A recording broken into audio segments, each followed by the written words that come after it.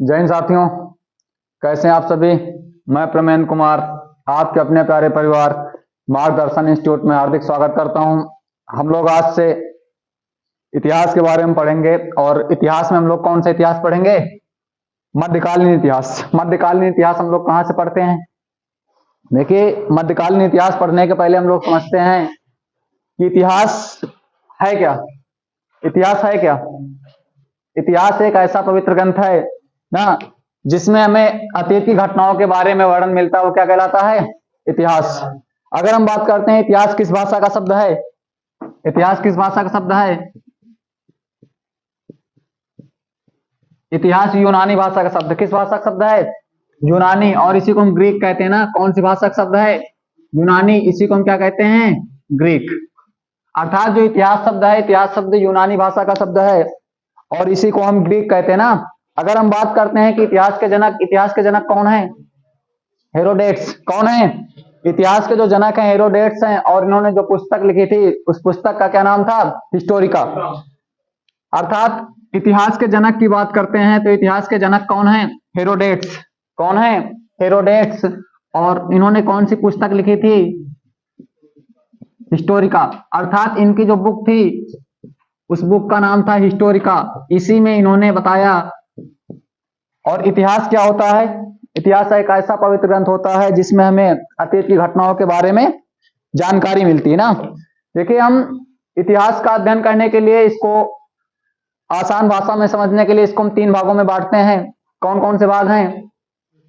प्राचीन इतिहास, प्राचीन इतिहास, मध्यकालीन इतिहास और आधुनिक इतिहास। अर्थात इसका अध्ययन करने के लिए देखिए, अगर हमें कोई चीज की मतलब जो अतीत में हो चुका, हुआ क्या, कैसे हुआ, इन सारी चीजों का घटना, इन सारी चीजों की जो जानकारी है वो किस में मिलती है? इतिहास में। देखिए, जो इंसान है, इंसान किससे सीखता है? इंसान किस चीज से सीखता है? इंसान गलतियों से सीखता है। किससे सीखता है? गलतियों से सीखता है। एक बार अपने माइंड में इमेजिन करिए कि जो हमारे पूर्वज रहे होंगे, क्या उनको इस चीज की जानकारी रही होगी कि नहीं, कपड़े का इस्तेमाल क्यों करना है, कैसे करना है, कहाँ करना है? क्या इस चीज की जानकारी उनको रही होगी? शुरुआत में नहीं रही होगी। जब हमारा हमारा पूर्वज कच्चा मांस खाता था, जब एकाएक उसको आग का प्रयोग हुआ होगा, आग की सीख हुई होगी, तब क्या उसको पता था कि नहीं आग का प्रयोग किसमें करना? क्या इस चीज की सीख उसको रही होगी? नहीं रही होगी ना। अर्थात धीरे धीरे जब हमारा समाज आगे अग्रसर होता गया, वैसे वैसे धीरे धीरे छोटी छोटी जो गतिविधियां थी उनसे सीख मिलती चली गई। एक बार सोच लो कि मान लीजिए जो आज मानव था, पहले वो कच्चा मांस खाता था कि पक्का मांस खाता था? कच्चा मांस खाता था। क्या उसको आग की खोज थी? आग के बारे में जानकारी थी? नहीं थी। तो कभी ऐसा हुआ होगा कि एक जंगल रहा होगा, जंगल में जब कभी एक गलती से आग लगी होगी, और जब गलती से आग लगी होगी तो वहां पर कोई एक जानवर झुलस गया होगा, और उस जानवर का जब वो लोग मांस खाए होंगे तो कच्चे के अपेक्षा वो ज्यादा स्वादिष्ट लगा होगा। तो धीरे धीरे जो सीख मिली, उन सारी घटनाओं का जो जिक्र मिलता है वो किसमें मिलता है? इतिहास में। किसमें मिलता है? इतिहास में। तो हमने बताया कि जो इतिहास है, इतिहास को हम कितने भागों में बांट कर पढ़ेंगे? 3। कितने भागों में बांट कर पढ़ेंगे? 3। कौन कौन सा इतिहास? प्राचीन इतिहास, मध्यकालीन इतिहास और आधुनिक इतिहास। 3 भागों में बांट कर पढ़ेंगे। अगर हम प्राचीन इतिहास की बात करते हैं तो प्राचीन इतिहास में जो हमारे वंश वगैरह हुए थे, जो जितने भी साम्राज्य हुए थे, उसके बारे में अध्ययन करेंगे। मध्यकालीन इतिहास हम लोग कहां से पढ़ते हैं? देखिए, प्राचीन इतिहास को हम कितने भागों में बांट कर पढ़ेंगे? 3। प्राचीन इतिहास को कितने भागों में बांट कर पढ़ेंगे? 3। कौन कौन सा?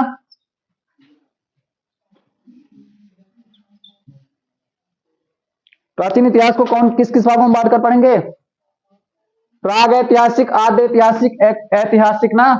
किसमें बांटेंगे? प्राग ऐतिहासिक, आद्य ऐतिहासिक,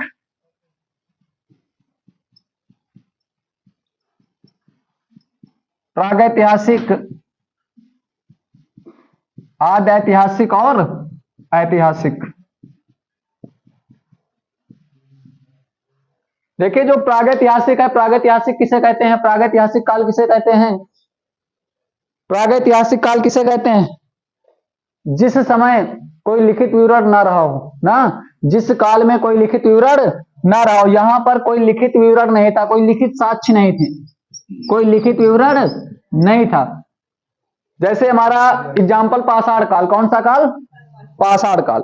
अगर हम बात करते हैं पाषाण काल में, तो यहां पर कोई लिखित विवरण नहीं था। आद्य ऐतिहासिक क्या होता है? जिसमें लिखित विवरण तो था, हाँ, जिसमें लिखित विवरण तो था, लेकिन इसको पढ़ा नहीं जा सकता था ना।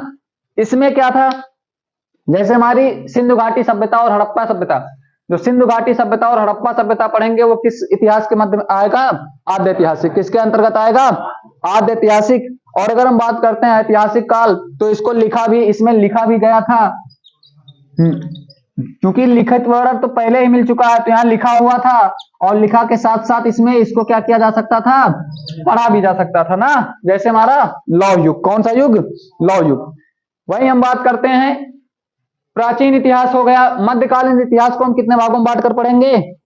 मध्यकालीन इतिहास कहां से कहां तक होता है? मध्यकालीन इतिहास कहां से कहां तक होता है? 711 से ना। देखिए मध्यकालीन इतिहास को हम अगर देखें तो एक होता पूर्व मध्यकाल, एक होता मध्यकाल ना। मध्यकालीन इतिहास को हमने क्या बताया? एक पूर्व मध्यकाल,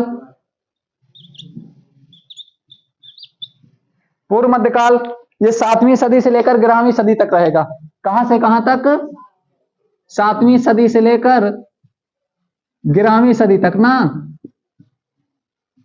एक पूर्व मध्यकाल हो गया और एक हो गया मध्यकाल। क्या हो गया? मध्यकाल। देखिए हम लोग अधिकतर कहां से पढ़ते हैं? मोहम्मद बिन कासिम।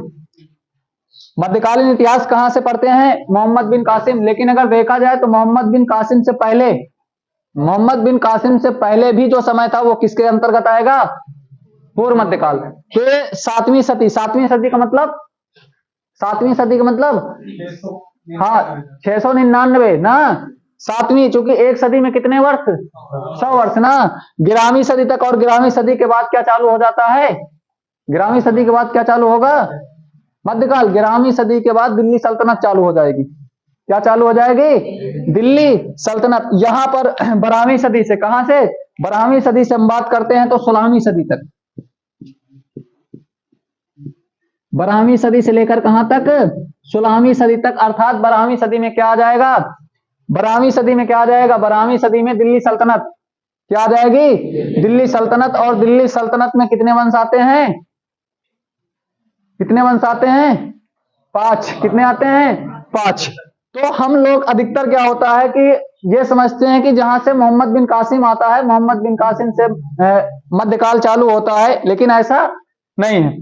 देखिए हम बात करते हैं, जब भारत की बात करते हैं, मध्यकालीन इतिहास की बात करते हैं, तो इसमें एक राजा हुआ करते थे जिसका नाम क्या था? हर्षवर्धन। क्या नाम हुआ करता था? हर्षवर्धन। तो जो हर्षवर्धन थे ना, हर्षवर्धन की मृत्यु के बाद, हर्षवर्धन कहां के राजा थे? थानेश्वर। यह समझ सकते हो कि जो हमारा कन्नौज हिस्सा है, जो हमारा कहां पर हरियाणा हिस्सा है, कौन सा हिस्सा है? जो हरियाणा का क्षेत्र है, और जो हमारा कन्नौज का क्षेत्र है, वहां पर एक प्रसिद्ध राजा हुआ करते थे जिनका क्या नाम था? हर्षवर्धन। देखिए हर्षवर्धन की मृत्यु के बाद, हर्षवर्धन की मृत्यु के बाद जो हमारा देश था, जो हमारा साम्राज्य था, वो छोटे छोटे टुकड़ों में बट गया। क्यों? क्योंकि जो हर्षवर्धन थे ना, वो सामंत बनाए थे। हर्षवर्धन क्या बनाए थे? सामंत। सामंत का मतलब समझते हो? अर्थात जो सामंत होते थे ना, वो हर्षवर्धन के अंडर में काम करते थे। किसके इशारों पर काम करते थे? हर्षवर्धन। और जब हर्षवर्धन की मृत्यु हुई ना, तो ये जो छोटे छोटे सामंत थे ना, ये स्वतंत्र हो गए। क्या हो गए? स्वतंत्र हो गए। और जब स्वतंत्र हो गए तो ये छोटे छोटे जो राज्य हुए, जो छोटे छोटे राजवंश हुए, इसका भी अध्ययन हम लोगों को करना है ना। इसका भी अध्ययन हम लोगों को किसके अंतर्गत करना है? पूर्व मध्यकाल। किसके अंतर्गत करेंगे? पूर्व मध्यकाल। जो सामंत थे ये स्वतंत्र हुए, और जब सामंत हमारे स्वतंत्र हुए ना, यहीं से सामंतवाद का उत्कर्ष होता है। क्या होता है?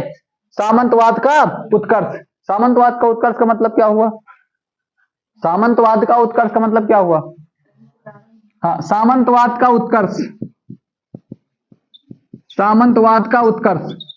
सामंतवाद का उत्कर्ष का मतलब क्या हुआ? जो छोटे छोटे सामंत थे, जो छोटे छोटे राज्य थे, जो सामंत चलाते थे, किसके अंदर में थे वो? हर्षवर्धन। अर्थात जब हर्षवर्धन की मृत्यु होती है तो वो स्वतंत्र हो जाते हैं, और जब स्वतंत्र होते हैं तो वो स्वतंत्र राज्य के रूप में वहां पर राज्य करने लगते हैं। आगे हम बात करते हैं, क्वेश्चन आता है अंतिम प्राचीन सम्राट। अंतिम प्राचीन सम्राट कौन था? भारतीय इतिहास का अंतिम प्राचीन सम्राट कौन था? भारतीय इतिहास का अंतिम प्राचीन सम्राट, भारतीय इतिहास का प्राचीन सम्राट या अंतिम सम्राट। भाई हम लोग प्राचीन इतिहास पढ़ रहे हैं ना, प्राचीन इतिहास से हम लोग कहां आएंगे? मध्यकालीन। तो मध्यकालीन की शुरुआत किसके मृत्यु के बाद होता है? हर्षवर्धन। तो अगर क्वेश्चन आए भारतीय इतिहास का प्राचीन सम्राट या भारतीय इतिहास का अंतिम प्राचीन सम्राट कौन था? हर्षवर्धन। क्योंकि हर्षवर्धन की मृत्यु के बाद हम लोगों को कहां से पढ़ना है? हर्षवर्धन से। कहां से पढ़ना है? तो मध्यकालीन इतिहास को हम लोगों को पढ़ना है हर्षवर्धन से। कहां से पढ़ना है? तो भारतीय इतिहास का प्राचीन सम्राट कौन था? हर्षवर्धन। कौन था? हर्षवर्धन। और हर्षवर्धन किस वंश का राजा था? वर्धन वंश का। किस वंश का था? वर्धन वंश का। इसके बाद फिर अभी हम लोगों को पढ़ना है क्या? इस्लाम धर्म। क्या पढ़ना है? इस्लाम धर्म का उदय कैसे हुआ ना। क्योंकि जो अरब वाले आएंगे, जो तुर्क आएंगे, वो इस्लाम का ही तो प्रचार प्रसार करेंगे भारत में। इस्लाम धर्म का प्रचार प्रसार करेंगे, मंदिरों को तोड़ेंगे, यहां पर क्या करेंगे? यहां से लूटेंगे। लूटने के बाद कुछ ऐसे आते हैं व्यक्ति जो यहां पर साम्राज्य स्थापित करेंगे, लेकिन उनका प्रमुख कार्य तो इस्लाम धर्म का प्रचार प्रसार करना ही तो है। ठीक, तो राइट कर लीजिए जो पॉइंट लगे कि इंपॉर्टेंट।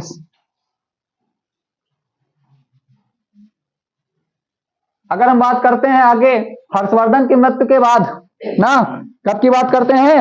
हर्षवर्धन की मृत्यु के बाद ना, यहां पर कहां पर? भारत में हरियाणा के क्षेत्र में कोई विशाल साम्राज्य या कोई विशाल सम्राट नहीं था ना।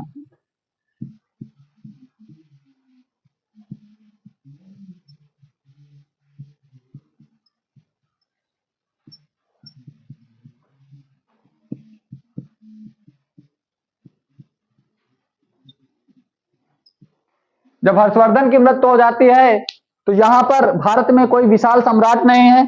और हमने बताया भारतीय इतिहास का प्राचीन सम्राट या अंतिम सम्राट ना, भारतीय इतिहास का अंतिम प्राचीन सम्राट हर्षवर्धन है। और हर्षवर्धन की मृत्यु के बाद क्या होता है? सामंतवाद का उत्कर्ष होता है, अर्थात सामंतवाद का क्या होता है? उदय होता है। अगर हम बात करते हैं तो जो प्रशासनिक विकेंद्रीकरण, विकेंद्रीकरण का मतलब क्या होता है? विकेंद्रीकरण का मतलब क्या होता है? देखिए, इनकी मृत्यु के बाद प्रशासनिक विकेंद्रीकरण का बढ़ावा दिया जाता है। प्रशासनिक विकेंद्रीकरण का बढ़ावा।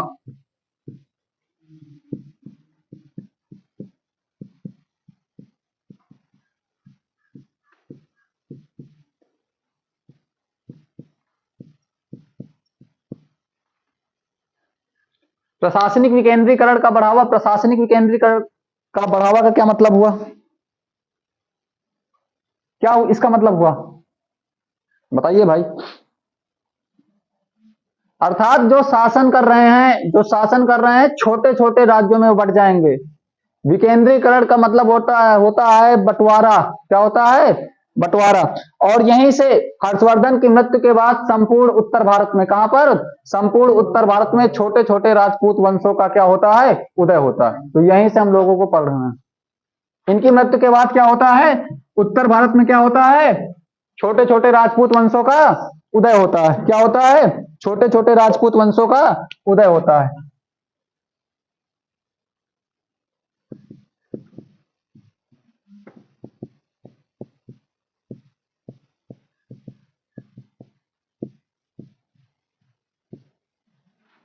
तो सभी लोग प्रॉपर नोट्स साथ साथ बनाते चलो ना। ये बताओ किस यहां से शुरू किया जाए, पूर्व मध्यकाल से कि सीधा हम लोग मध्यकाल से चलें? कहां से पढ़ना है? पूर्व मध्यकाल से पढ़ा जाए कि सीधे जहां से सब लोग पढ़ाते हैं वहां से 712 से चला जाए? कहां से पढ़ना? पूर्व मध्यकाल ना। क्योंकि पूर्व मध्यकाल का जब इसके अंतर्गत हम पढ़ेंगे तो हम ये अध्ययन करेंगे कि हमारे पड़ोस में कौन कौन से ऐसे राजा थे, कौन कौन से ऐसे वंश थे जो आगे चलकर, क्योंकि आगे चलकर जब हम लोग आएंगे, तुर्क आएंगे ना, तो आगे जब मुगल काल आएगा ना तो वहां से बताया जाएगा कि ये इस वंश के शासक थे, इनका साम्राज्य कहां हुआ करता था। इतनी बात समझ में आई। देखिए हमने बताया जो इतिहास है यूनानी भाषा और ग्रीक भाषा का शब्द है, और इतिहास के जो जनक हैं वो हेरोडेट्स हैं। इन्होंने एक पुस्तक लिखी हिस्टोरिका। इतिहास एक ऐसा पवित्र ग्रंथ है जिसमें हम अतीत की घटनाओं का वर्णन करते हैं ना, या अध्ययन करते हैं। अपनी सुविधा के लिए हम इतिहास को 3 भागों में बांटते हैं, एक प्राचीन इतिहास, मध्यकालीन इतिहास और आधुनिक इतिहास। हम बात करते हैं प्राचीन इतिहास में प्रागैतिहासिक होगा, प्रागैतिहासिक, आद्य ऐतिहासिक और ऐतिहासिक। प्रागैतिहासिक किसे कहते हैं? जिस काल के बारे में कोई लिखित विवरण ना हो। आद्य ऐतिहासिक उसको कहते हैं जिसका लिखित विवरण तो हो लेकिन पढ़ा ना जा सके। और ऐतिहासिक काल जिसको लिखा भी जाए और पढ़ा भी जाए। मध्यकालीन इतिहास की हम बात करते हैं तो मध्यकालीन इतिहास को हम 2 भागों में बांटकर पढ़ेंगे, एक होता है पूर्व मध्यकाल, एक होता है मध्यकाल। और अगर हम पूर्व मध्यकाल की बात करते हैं तो 7वीं सदी से लेकर 11वीं सदी तक। कहां से कहां तक? 7वीं सदी से लेकर 11वीं सदी तक। और अगर आगे बात करते हैं मध्यकाल, तो मध्यकाल को हम कहां से पढ़ेंगे? 12वीं सदी से 16वीं सदी। हम बात करते हैं कि जब प्राचीन इतिहास समाप्त होता है, जब प्राचीन इतिहास समाप्त होता है, और प्राचीन इतिहास के अंतिम राजा कौन थे? हर्षवर्धन। कौन थे? जब हर्षवर्धन की मृत्यु होती, क्या होती है? हर्षवर्धन की जब मृत्यु होती है। देखिए हमने बताया कि हर्षवर्धन जो थे ना वो छोटे छोटे जो टुकड़े हुआ करते थे, जो हिस्सा हुआ करता था, वहां पर सामंत बनाए थे। क्या बनाए थे? सामंत। सामंत का मतलब वो सामंत किसके अंडर में काम करते थे? हर्षवर्धन के। तो जब हर्षवर्धन की मृत्यु होती ना तो सामंतवाद का उत्कर्ष हो जाता है, अर्थात जो सामंतवाद हर्षवर्धन के अंडर में काम करते थे, उनके नीचे कार्य करते थे, वो स्वतंत्र हो जाते हैं।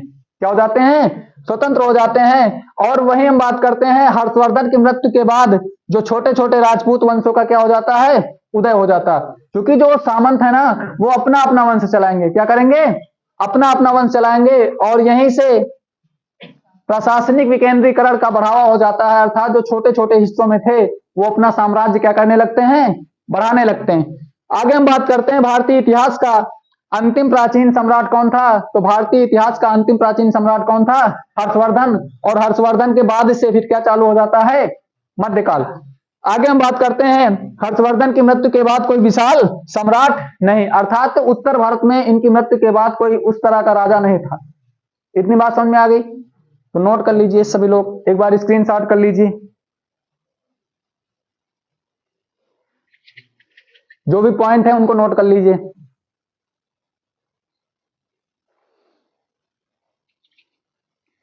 सातवीं सदी से लेकर हमको क्या कहां तक पढ़ना है? 11वीं सदी तक ना।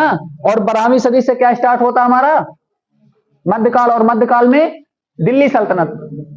दिल्ली सल्तनत ना, इसको मिटाया जाए। ठीक, सभी साथ एक बार स्क्रीनशॉट कर लीजिए। क्लास को अधिक से अधिक लाइक और शेयर कर दीजिए। चैनल को सब्सक्राइब करना ना भूलें। आगे हम बात करते हैं। देखिए हम ये भी कह सकते हैं ना कि 7वीं सदी से लेकर 12वीं सदी के काल को या 12वीं सदी तक का समय किस नाम से जाना जाएगा? पूर्व मध्यकाल। पूर्व मध्यकाल तो नाम जाना जाएगा। और कौन से नाम से जाना जाएगा? जैसे मान लीजिए ऑप्शन में नहीं है तो फिर किस नाम से जाना जाएगा? अभी हमने क्या बताया? देखिए हर्षवर्धन की मृत्यु के बाद छोटे छोटे राजपूत वंशों का उदय हुआ ना, तो हम ये कह सकते हैं कि 7वीं सदी से 11वीं सदी तक का समय राजपूत वंश भी तो कहलाएगा। ये भी तो कहा जा सकता है ना भाई। हमने बताया कि जो सामंत हुए थे वो विकेंद्रीकरण कर लिए। तो राइट करते हैं, लिखिए 7वीं सदी से 12वीं सदी। 12वीं सदी मतलब जहां से स्टार्ट होता है ना, लिखिए 7वीं सदी से 12वीं सदी तक का समय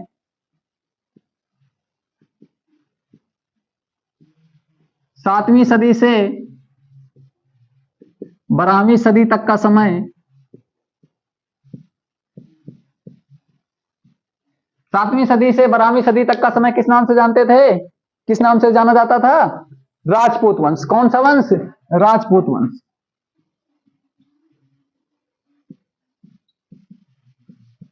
किस नाम से जाना जाता था? राजपूत वंश ना। और हमारे उत्तर भारत में, कहां पर? उत्तर भारत में कई ऐसे छोटे छोटे वंशों का क्या हुआ? उदय हुआ। क्या हुआ? उदय हुआ। जिसमें हम पढ़ेंगे गुर्जर वंश। एक नाम सुना होगा, गुर्जर। गुर्जर या प्रतिहार ना। कौन सा? गुर्जर या प्रतिहार। गुर्जर वंश, या इसी का दूसरा नाम क्या है? प्रतिहार वंश। हम लोगों को कौन से वंश पढ़ना है? गुर्जर वंश, या इसी का दूसरा नाम क्या है? प्रतिहार वंश। ये कहां पर पाया जाएगा? फिर दूसरा है चालुक्य या सोलंकी वंश। नाम सुने हो ये? चालुक्य, इसी का दूसरा नाम क्या था? सोलंकी। कौन सा वंश? सोलंकी वंश। अच्छा बताइए, गुर्जर वंश का जो प्रमुख केंद्र था कहां था? गुर्जर वंश का प्रमुख केंद्र कहां था? राजस्थान में। कहां था? राजस्थान में। देखिए, इतिहास को रटा नहीं जा सकता, अगर जब तक पूरा डिटेल में नहीं पढ़ोगे तब तक समझ में नहीं आएगा।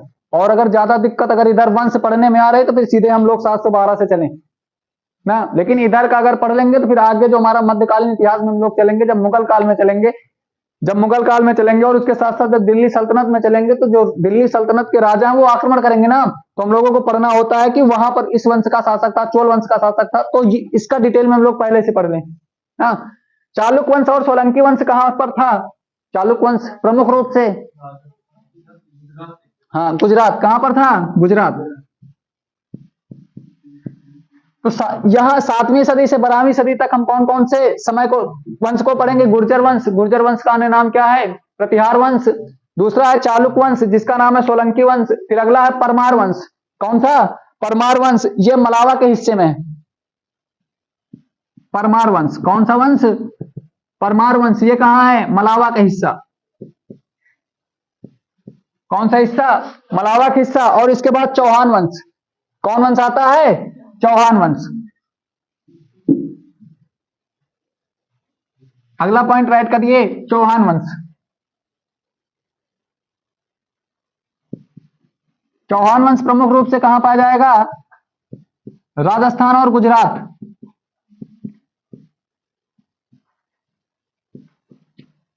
कहां पाया जाएगा? राजस्थान और गुजरात। ठीक, आगे हम बात करते हैं, एक वंश आएगा गहड़वाल वंश। कौन सा वंश? गहड़वाल वंश। गहड़वाल वंश कहां पाया जाता है? बताइए, गहड़वाल वंश कहां पाया जाएगा? कन्नौज में। कहां पर? कन्नौज में, गहड़वाल वंश।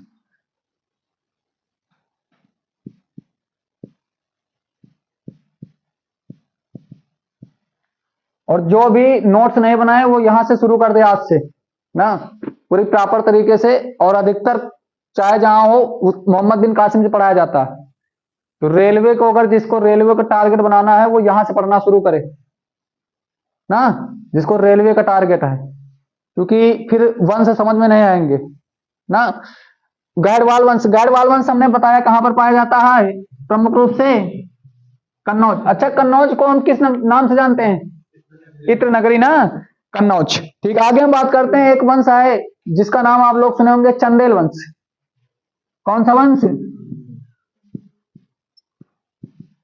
अच्छा बताइए, अगर हम लोग मोहम्मद बिन कासिम से पढ़ते हैं तो क्या ये सारे वंश के बारे में हम पढ़ने को मिलता? अगर हम लोग मोहम्मद बिन कासिम से पढ़ना शुरू करते हैं तो ये जितने वंश हैं क्या इनके बारे में अध्ययन हो पाता? नहीं हो पाता ना।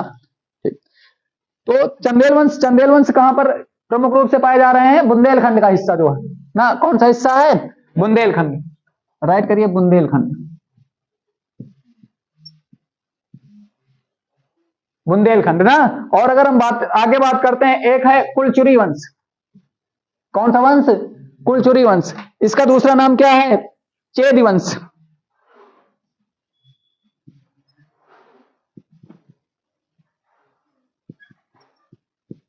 ये कहां पाया जाएगा प्रमुख रूप से? त्रिपुरी। कहां पर पाया जाएगा? त्रिपुरी। और त्रिपुरी है कहां पर? त्रिपुरी है कहां पर? एमपी में। कहां पर? एमपी में। और एमपी कहां है? भारत में। ठीक, कुलचुरी वंश या इसी को क्या कहते थे? चेदी वंश। ये कहां पाया जाता है? त्रिपुरी। और त्रिपुरी है कहां पर? एमपी में। आगे हम बात करते हैं, एक आता अर्काट वंश। कौन सा वंश? अर्काट वंश। अर्काट वंश कहां पाया जाएगा? अर्काट वंश को ही हम लोहार वंश कहते हैं। कौन सा वंश कहते हैं? लोहार वंश। आगे राइट करिए, अर्काट वंश आबलिक लोहार वंश।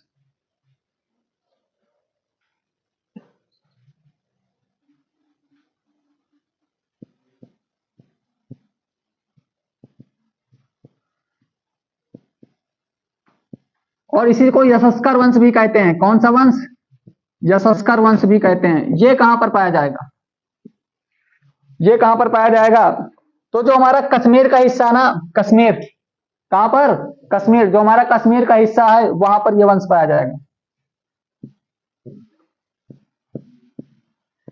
हमने क्या बताया कि हर्षवर्धन की मृत्यु के बाद ना, हर्षवर्धन की मृत्यु के बाद जो सामंत थे वो अपने आप को स्वतंत्र कर दिए, और जब अपने आप को स्वतंत्र करते हैं तो एक छोटे छोटे नए नए वंशों की स्थापना होती है, जिनमें से प्रमुख हैं, जिनमें से ये प्रमुख। अच्छा ये बताइए कि ये जो सारे हम पढ़े ना, क्या तुम लोगों को ये समझ में आ रहा है कि ये किस तरफ का है, ये कहां पर इनका विस्तार है, कहां पर विस्तार है इनका सभी लोगों का? ध्यान से अगर हम समझते हैं, जो स्थान है इससे कुछ एनालिसिस कर पा रहे हो, इससे ये माइंड में आता होगा कि ये जो सारे हैं ये उत्तर भारत के हैं ना, ये किसके हैं? उत्तर भारत के। और संपूर्ण उत्तर भारत में हर्षवर्धन का प्रभुत्व था। किसका प्रभुत्व था? हर्षवर्धन का प्रभुत्व था। तो इसके बाद क्या होता है? हर्षवर्धन की मृत्यु के बाद दक्षिण भारत में भी 2-3 वंश क्या होते हैं? आते हैं, और उनके बारे में भी हम बात करते हैं। तो अगली हेडिंग हमारी क्या होगी? दक्षिण भारत के राजवंश। क्या हेडिंग होगी? दक्षिण भारत के राजवंश। हेडिंग डालिए, दक्षिण भारत के राजवंश।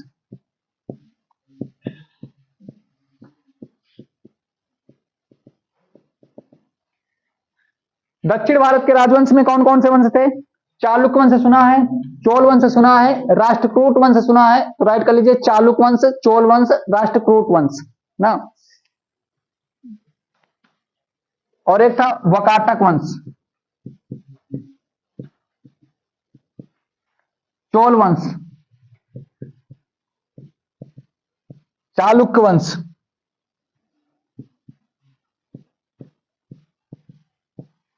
तो दक्षिण भारत में प्रमुख रूप से वकाटक वंश हुए हैं। वकाटक वंश के साथ एक अभी राष्ट्रकूट वंश। कौन सा वंश? राष्ट्रकूट वंश। वकाटक वंश, चोल वंश, चालुक्य वंश, राष्ट्रकूट वंश। और आगे हम बात करते हैं, एक वंश हमारा और आता है जो प्रमुख रहता है, पल्लव वंश। कौन सा वंश? पल्लव वंश। इन सभी का अध्ययन करने के बाद, ये जितने सारे वंश हैं इनका अध्ययन करने के बाद हम किसका अध्ययन करेंगे? मोहम्मद बिन कासिम का। ये प्रमुख वंश है, इनका अध्ययन हम लोगों को करना है। इसके बाद मोहम्मद बिन कासिम आएगा ना। मोहम्मद बिन कासिम कब आएगा? कब आता है? इसके बाद तो आएगा समय, 12वीं सदी में। 12वीं सदी में तो दिल्ली सल्तनत चल जाती है ना। 12वीं सदी में दिल्ली सल्तनत चल जाती है। मोहम्मद बिन कासिम 712 ईस्वी में आता है।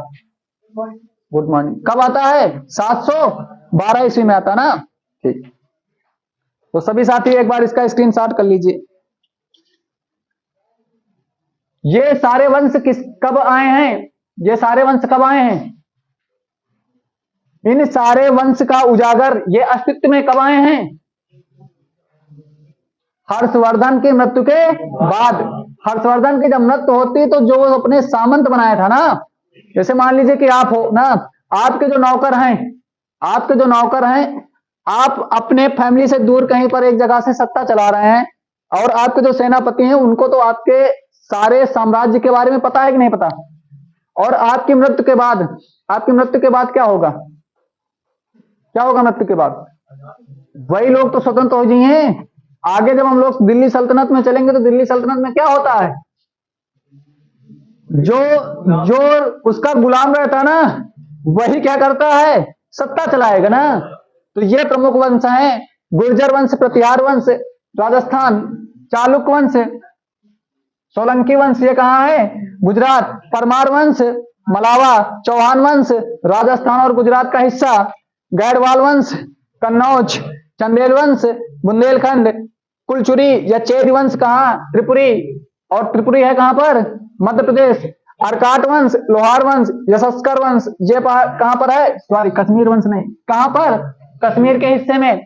और अगर आगे बात करते हैं दक्षिण भारत के राजवंश में, राष्ट्रकूट हो गया, चालुक हो गया, चोल हो गया, पल्लव हो गया और वकाटक वंश हो गया।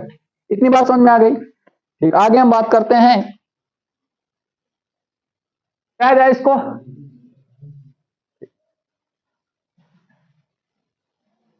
अब इसके बाद इतना पढ़ने के बाद कौन आएगा? मोहम्मद बिन कासिम, फिर उसके बाद गजनवी, फिर उसके बाद कौन आएगा? गौरी। कौन आएगा? गौरी। और गौरी के बाद गुलाम वंश, खिलजी वंश, तुगलक वंश, सैयद वंश और लोधी वंश। यही तो है क्रम।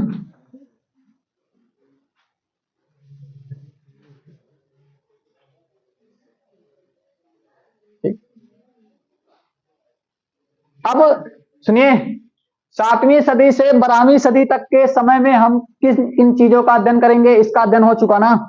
अध्ययन मतलब डिटेल में तो भी हम नहीं पढ़े, लेकिन उसके अंतर्गत हम लोगों को क्या क्या पढ़ना है। अब हम बात करते हैं 12वीं सदी से 16वीं सदी तक। किस सदी से? 12वीं सदी से 16वीं सदी।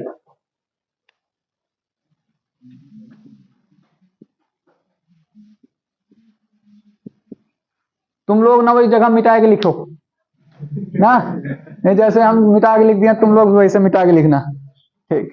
12वीं सदी से 16वीं सदी। अब इसको सुनिए, 12वीं सदी से 16वीं सदी को दो भागों में बांट कर पढ़ेंगे। समझ में आ रहा? देखिए, जो आज की क्लास है वो पूरी बेसिक पे है ना, कि हमको मध्यकालीन इतिहास में क्या क्या पढ़ना है, कैसे कैसे वो वंश आए, किसकी मृत्यु के बाद और कहां पर उनका विस्तार हुआ, कौन से प्रमुख राजा हुए, इन सारी चीजों का अध्ययन करना। 12वीं सदी से 16वीं सदी, इस समय को हम मध्यकाल नाम से जानते हैं। किस नाम से जानते हैं? और जो 7वीं सदी से 11वीं सदी तक का समय था उसको पूर्व मध्यकाल किस नाम से जानते थे? पूर्व मध्यकाल नाम से जाना जाता था, ठीक। अब यहां पर क्या होगा? अरबी आक्रमणकारी आएंगे। कौन आएंगे? अरबी आक्रमणकारी। और यहां पर कौन आएंगे? हाँ, तुर्क आक्रमणकारी। कौन आएंगे? तुर्क आक्रमणकारी। और अगर हम आगे बात करते हैं अरबी आक्रमणकारी में कौन आएगा? मोहम्मद बिन कासिम। कौन आएगा? मोहम्मद बिन कासिम।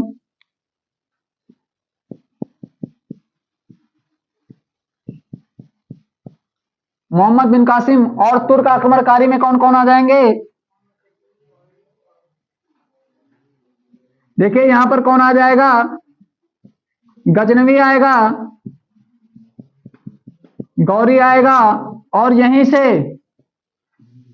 क्या चालू हो जाएगा? दिल्ली सल्तनत। क्या चालू हो जाएगा? दिल्ली सल्तनत। दिल्ली सल्तनत कब से कब तक?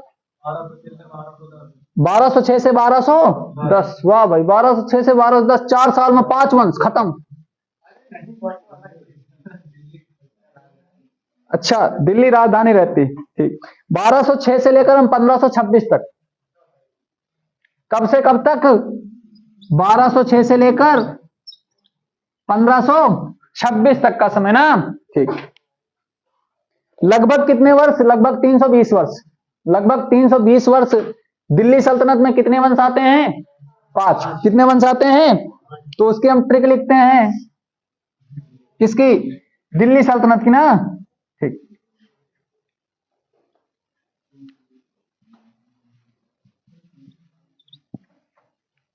दिल्ली सल्तनत की ट्रिक हमने क्या बताया था? गुलाब खिले तो, हाँ, गुलाब खिले तो सांस लो ना। अब सुनिए, यहीं पर हम बात करते हैं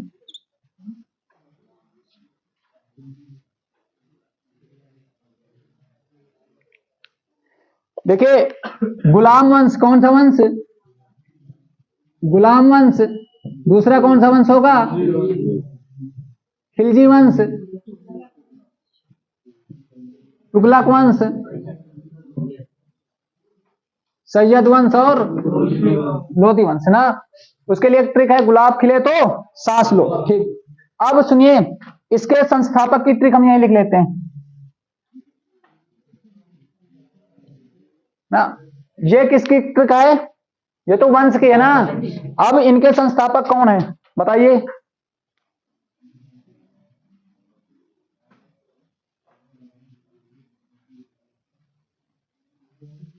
इनके संस्थापक की ट्रिक क्या हो जाएगी? एबक जल गया खिंचबो ना, एबक जल गया खिबो। क्या बताया? ऐबक जल गया खिबो, ऐबक जल गया खिबो ना। ये इसके क्या हैं? संस्थापक हैं। ऐबक का मतलब कुतुबुद्दीन ऐबक, जल का मतलब जलालुद्दीन, जलालुद्दीन खिलजी, गया का मतलब गयासुद्दीन तुगलक, की से खिज्र खां और वो से बहलोल लोदी ना। तो नीचे सभी लोग नाम राइट कर लीजिए। कुतुबुद्दीन ऐबक, जलालुद्दीन खिलजी, गयासुद्दीन तुगलक, खिज्र खां, बहलोल लोदी ना। राइट कर लीजिए सभी लोग।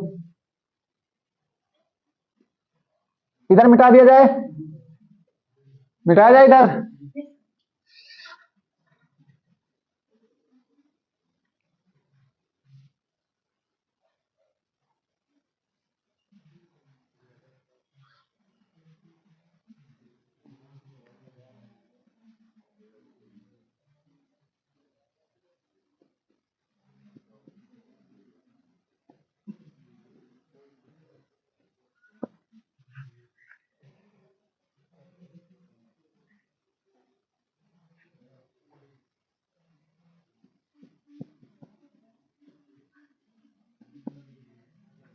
ये 5 वंश है ना, इसके लिए हमने ट्रिक क्या बताया? ऐबक जल गया खिबोना, ऐबक जल गया, ऐबक जल गया खिबो ना, खिबो। ऐबक से कुतुबुद्दीन ऐबक, जल से हाँ जलालुद्दीन खिलजी, गयासुद्दीन तुगलक ना, गयासुद्दीन तुगलक, और खी से खिज्र खां, खी से खिज्र खां और वो से बहलोल लोदी। कौन सा लोदी? बहलोल लोदी।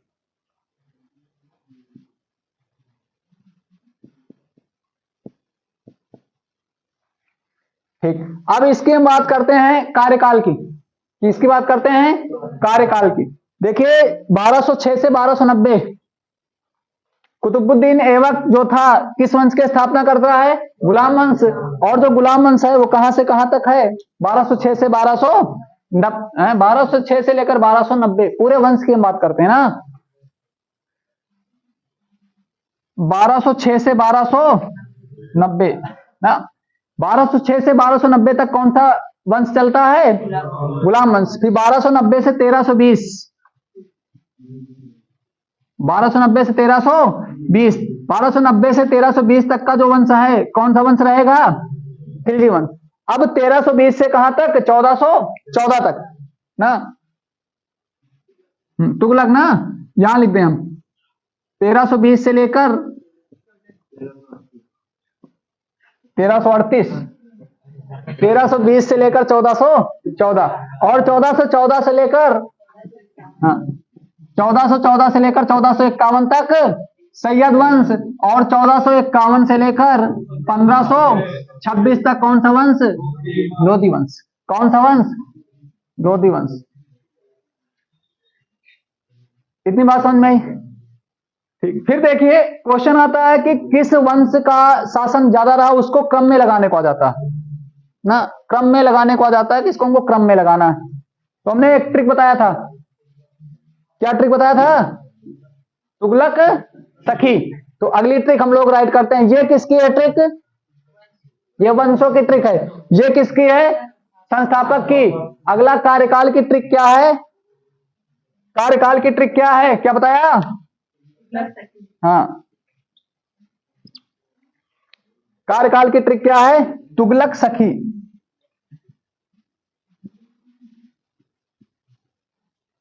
तुगलक सखी अर्थात सबसे ज्यादा कार्यकाल किसका है? तुगलक वंश का। किस वंश का है? तुगलक वंश का। फिर गुलाम वंश, फिर लोधी वंश, उसके बाद सैयद वंश, और उसके बाद खिलजी वंश। अर्थात सबसे कम किसका कार्यकाल रहता है? खिलजी का, और सबसे ज्यादा तुगलक का। ये घटते क्रम में है।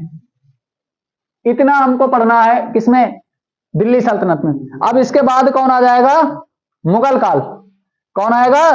मुगल काल। तो इसको हम यहीं पर ब्रेक करते हैं और हम लोग कहां चल रहे हैं? पूर्व मध्यकाल। कहां चल रहे हैं? पूर्व मध्यकाल। इतना सभी लोग स्क्रीनशॉट एक बार कर लीजिए।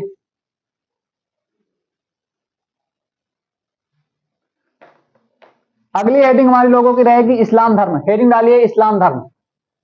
अगली हेडिंग डालिए इस्लाम धर्म।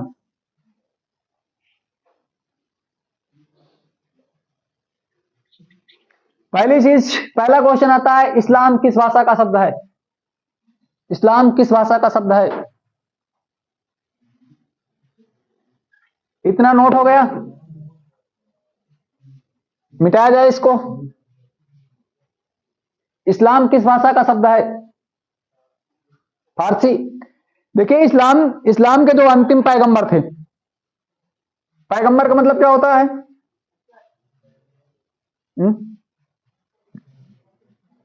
पैगंबर का मतलब क्या होता है? जो ईश्वर के संदेशों को तुम तक पहुंचाए।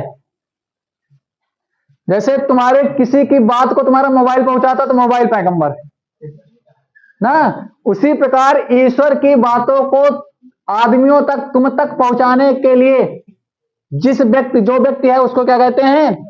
पैगंबर। तो इस्लाम धर्म के अंतिम पैगंबर कौन थे? हजरत मोहम्मद साहब। कौन थे? हजरत मोहम्मद साहब। और हजरत मोहम्मद साहब का जन्म कब होता है? 570 ईस्वी में। कहां पर? अच्छा, जो मक्का नाम सुना होगा तुम लोगों ने, मदीना नाम सुना होगा। मक्का और मदीना है कहां? मक्का और मदीना है कहां? दुबई में। ठीक। और दुबई कहां है? सऊदी अरब में ना। अच्छा, कभी कोई मुस्लिम को देखा है कि जब वो नमाज अदा करता है तो किस दिशा की ओर अपना मुंह किया रहता है? ये अलग अलग देशों में अलग अलग दिशाओं में मुंह करके प्रार्थना करते हैं ना। अलग अलग दिशाओं में अलग अलग देशों में अलग अलग दिशाओं में ये क्या करते हैं? प्रार्थना करते हैं। क्यों? क्योंकि जो भारत है ना, भारत के पश्चिम में सऊदी अरब है। हमने क्या बताया? सुनिए, जैसे मान लीजिए कि ये सऊदी अरब है, तो जो देश इस तरफ है, हम लोग मैप पढ़े हैं, रीजनिंग में सर जी ने बताया होगा कि इस तरफ पश्चिम दिशा होती है। तो जो देश इधर हैं, वहां क्या करेंगे? वो व्यक्ति पश्चिम की ओर मुंह करेंगे। सभी मुस्लिम पश्चिम की ओर नहीं करते हैं, हर देशों में। अब इधर जो देश हैं, वो किस दिशा की ओर मुंह करेंगे? दक्षिण की ओर। किस दिशा की ओर? दक्षिण की ओर। और जो इधर देश हैं, वो किस तरफ को मुंह करके करेंगे प्रार्थना? उत्तर की ओर। और जो इधर हैं, इधर जितने सारे देश हैं, वो किस तरफ को मुंह करके प्रार्थना करेंगे? तो इतनी बात समझ में आई कि जरूरी नहीं अपने देश के, यहाँ अपने देश के साथ साथ जो अपने पड़ोसी देश हैं, वहां के जो मुस्लिम हैं, वो पश्चिम दिशा की ओर, किस दिशा की ओर? पश्चिम दिशा की ओर मुंह करके नमाज अदा करते हैं ना। तो इतना नोट हो चुका? नोट हो चुका? आगे मिटाया जाए। अगली हेडिंग मान लोगों की क्या रहेगी? इस्लाम धर्म। नोट करिए इस्लाम धर्म।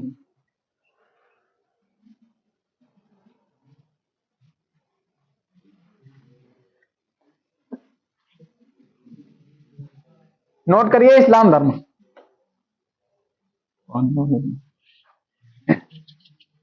अगली हेडिंग हम लोगों की क्या रहेगी? इस्लाम धर्म। ठीक।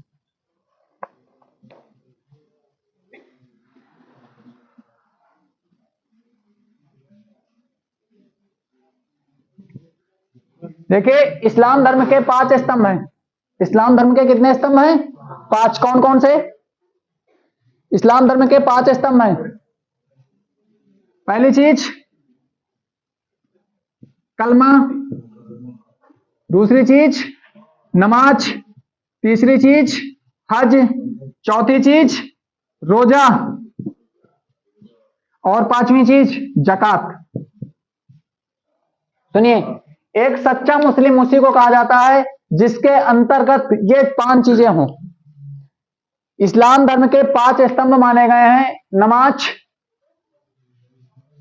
कलमा, हज, रोजा और जकात। देखिए कलमा क्या होता है और नमाज क्या होता है, ये हम लोगों को ज्यादा इसके बारे में अध्ययन नहीं करना, ये दोनों चीज अलग अलग होती हैं। और जो हज है ना, देखिए नमाज और नमाज भी कितने बार? 5 बार। कितने बार? 5 बार।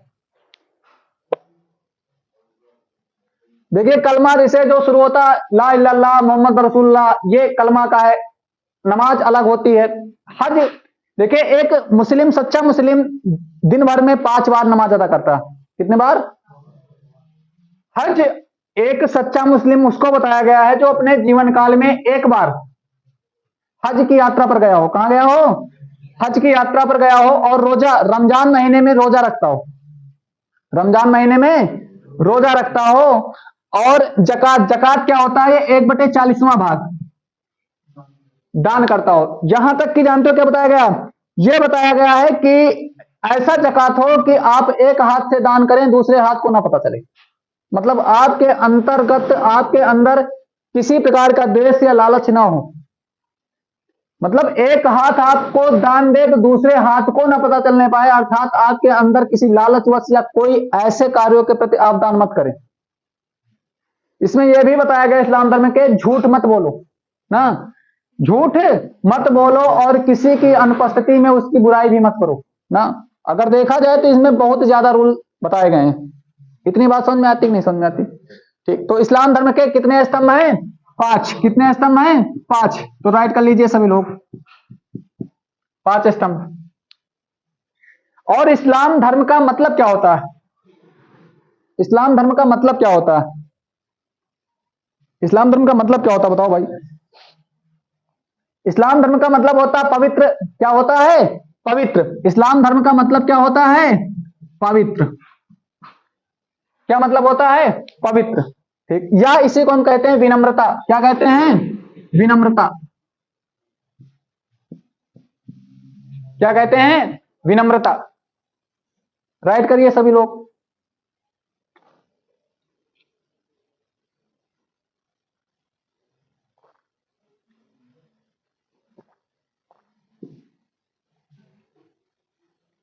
देखिए इस्लाम एकेश्वरवाद का समर्थन करता है। किसका?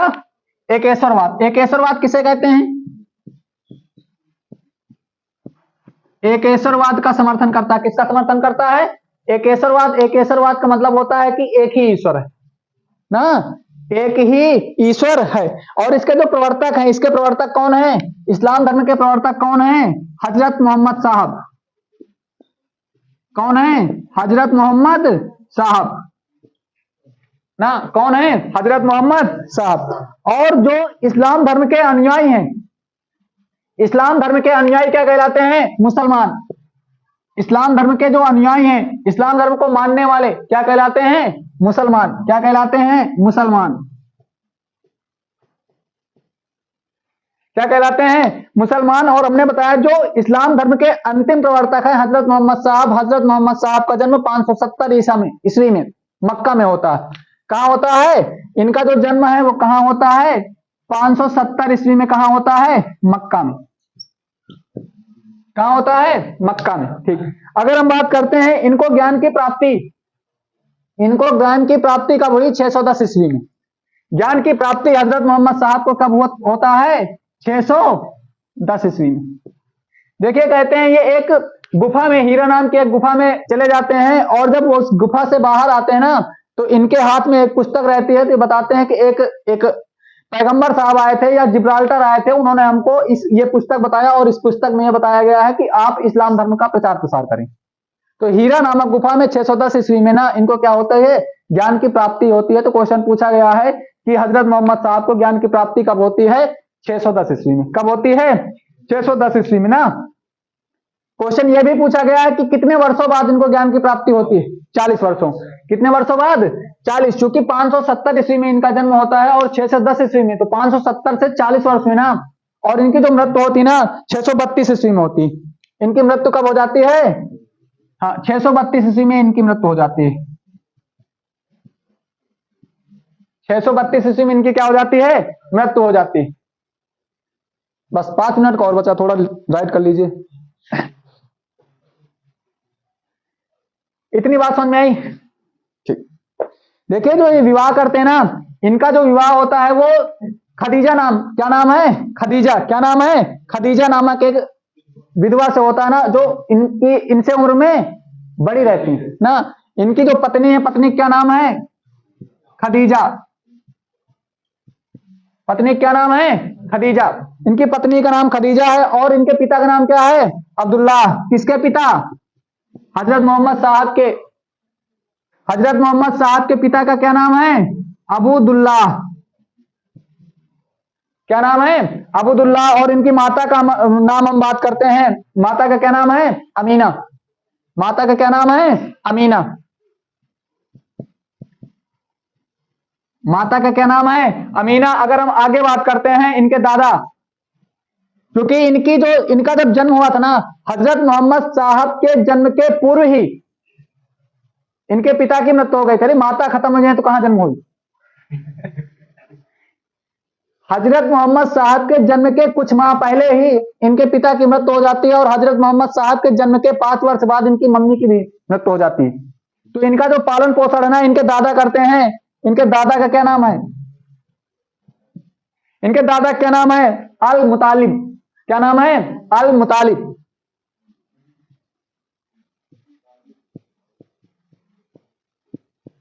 क्या नाम है, अल मुतालिब। हमने बताया कि जब हजरत मोहम्मद साहब का जन्म 570 ईस्वी में कब होता है, कहां होता है, मक्का में।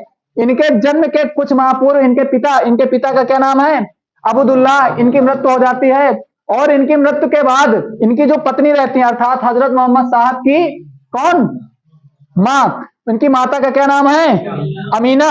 इनकी मृत्यु भी हजरत मोहम्मद साहब के जन्म के 5-6 वर्ष बाद हो जाती है। तो इनका जो पालन पोषण है इनके दादा करते हैं और इनके दादा का क्या नाम है, अल मुतालिब, क्या नाम है, अल मुतालिब। और हमने बताया इनकी जो पत्नी है, इनकी पत्नी का क्या नाम है, खदीजा, क्या नाम है, खदीजा। इनकी एक पुत्री रहती है, इनकी पुत्री का नाम है फातिमा, क्या नाम है, फातिमा, पुत्री का क्या नाम है, फातिमा। देखिए हजरत मोहम्मद साहब को ज्ञान की प्राप्ति कब होती है,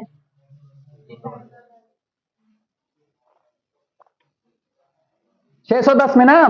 ये पहली बार जो उपदेश देते हैं अपनी पत्नी को देते हैं।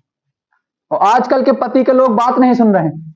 सोचो ये ज्ञान प्राप्त करने के बाद पहला उपदेश किसको देते हैं, अपनी पत्नी को। आजकल के पत्नियां मान सकती पति को उपदेश, नहीं मान सकती ना। तो पहला उपदेश इन्होंने किसको दिया, अपनी पत्नी को दिया था ना।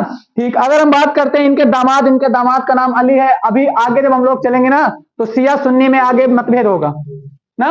मुस्लिम कितने भागों में बटेंगे, 2, एक सिया एक सुन्नी। तो यहां पर हम एक पॉइंट और राइट करते हैं, इनके दामाद कौन है, अरे दामाद सुन्नी नहीं, सिया और सुन्नी 2 संप्रदाय हुए। अली कौन है, अली।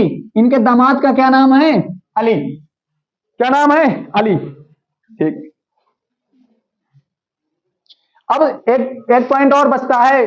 देखिए 622 ईस्वी में, कब, 622 ईस्वी में, 16 जुलाई 622 ईस्वी में। कब की बात करते हैं, 16 जुलाई 622 ईस्वी में। ये जानते हो क्या होता है, जैसे जो हिंदू होते हैं ना, हिंदुओं के जो पर्व या त्योहार होते हैं वो शक संवत पर चलते हैं। किस पर चलते हैं, शक संवत पर। लेकिन जो मुस्लिमों के होते हैं वो हिजरी संवत पे चलते हैं। किस पर चलते हैं, हिजरी संवत। देखो हिजरी संवत क्या होता है, हिजरी संवत की शुरुआत कहां से होती है।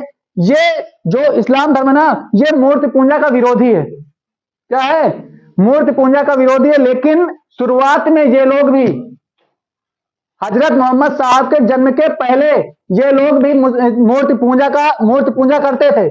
हजरत मोहम्मद साहब ने बताया कि मूर्ति पूजा का विरोध है, हम लोगों के जो संप्रदाय है इसमें मूर्ति पूजा का गलत बताया गया है, मूर्ति पूजा हम लोग नहीं कर सकते हैं। तो लोगों ने इनका बगावत किया, लोगों ने इनकी बगावत किया। सोचो कि जब राजा राम मोहन राय सती प्रथा का जब विरोध किया ना, तो लोग इनको ही गलत ठहराए थे, इनको ही गलत ठहराए थे। भाई जैसे कोई समाज में नियम व्याप्त है, अगर कोई उसका विरोध करेगा, बेशक वो सही कहे, लेकिन लोग उसको गलत कहेंगे ना।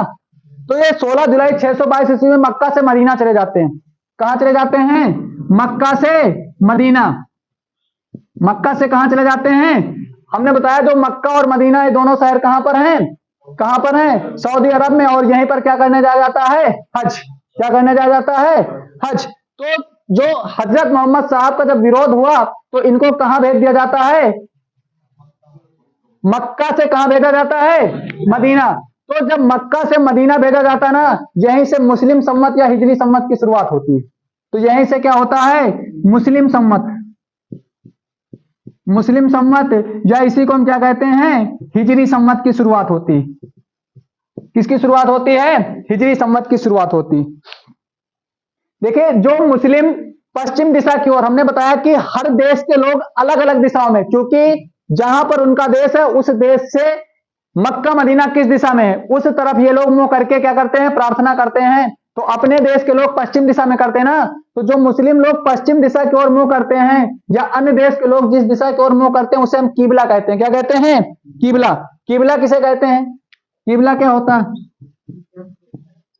हाँ, जो मुस्लिम लोग ना, अपने यहाँ के लोग किस दिशा की ओर मुंह करते हैं? पश्चिम। तो जिधर को जो मुस्लिम लोग हैं जिस दिशा की ओर प्रार्थना करते हैं उसे किबला कहा जाता है। क्या कहा जाता है? किबला। तो अपने यहाँ के लोग किस दिशा की ओर मुंह करके करते हैं? पश्चिम दिशा की ओर। किस दिशा की ओर? पश्चिम दिशा की ओर। ठीक। फिर आगे बात करते हैं, जो कुरान है, कुरान किस भाषा में लिखा है? अरबी भाषा में। कुरान किस भाषा में लिखा है? अरबी भाषा में। तो अगला पॉइंट राइट करते हैं, कुरान किस भाषा में लिखा है? अरबी भाषा में। किस भाषा में लिखा है? अरबी भाषा में। किस भाषा में लिखा है? अरबी भाषा में। तो आज इतना ही ना, अब इसके आगे कल पढ़ेंगे। अब कल हमको थोड़ा बहुत इसमें पढ़ना है हजरत मोहम्मद साहब के बारे में, और आगे हम बात करते हैं, फिर पढ़ेंगे वंश। देखिए, एक बार इसको हम फिर से पढ़ लेते हैं। जो इस्लाम धर्म है, इस्लाम धर्म का, इस्लाम का मतलब क्या होता है? पवित्र या विनम्र। इस्लाम धर्म किसका समर्थन करता है? एक ईश्वरवाद, अर्थात एक ही ईश्वर है। और इस्लाम धर्म के जो अनुयायी हैं वो क्या कहलाते हैं? मुसलमान। और हम बात करते हैं इस्लाम धर्म के प्रवर्तक कौन है? हजरत मोहम्मद साहब। इनका जन्म कब हुआ? 570 ईस्वी में। कहां होता है? मक्का में। इनको ज्ञान की प्राप्ति कब होती है? कहां पर होती है? हीरा नामक गुफा में। किस गुफा में? हीरा नामक गुफा में। और हम बात करते हैं कि इस्लाम धर्म के कितने स्तंभ बताए गए हैं? 5। कलमा, नमाज, दिन भर में कितने बार?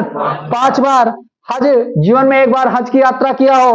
रोजा रखता हो रमजान के महीने में। जकात, जकात का मतलब होता है अगर आप 40 रुपए कमा रहे हैं तो आपको 1 रुपए क्या करना चाहिए? दान कर देना चाहिए। इनकी मृत्यु कब होती है? 632 ईस्वी में। इनकी पत्नी का क्या नाम है? खदीजा, जो कि एक विधवा रहती ना, और उम्र में लगभग ये 40 वर्ष की रहती। इनके पिता का क्या नाम है? अब्दुल्लाह। इनकी माता का नाम क्या है?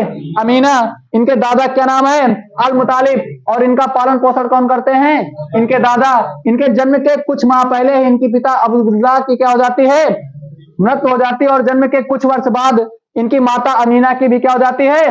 मृत्यु हो जाती है। इनका पालन पोषण कौन करते हैं? इनके दादा करते हैं। इनकी पुत्री का क्या नाम है? और इनके दामाद का क्या नाम है? अली। जो कुरान है, कुरान किस भाषा में लिखा है? अरबी भाषा में। 16 जुलाई 622 ईस्वी में ये जब मूर्ति पूजा का विरोध करते हैं तो मक्का के लोग इनको क्या करते हैं? कहां भेज देते हैं? मक्का से मदीना भेज देते हैं। और जो मक्का से मदीना भेजा जाता है, यहीं से किसकी शुरुआत होती है? मुस्लिम सम्मत या हिजरी सम्मत की। और जो मुस्लिम लोग जिस दिशा की ओर मुंह करके प्रार्थना करते हैं उसे क्या कहते हैं? किबला। क्या कहते हैं? किबला। तो कैसी लगी क्लास? सभी लोग कमेंट के माध्यम से जरूर बताएं। क्लास को अधिक से अधिक लाइक करें, चैनल को सब्सक्राइब करें। मिलते हैं अगले एपिसोड में। जय हिंद, जय भारत।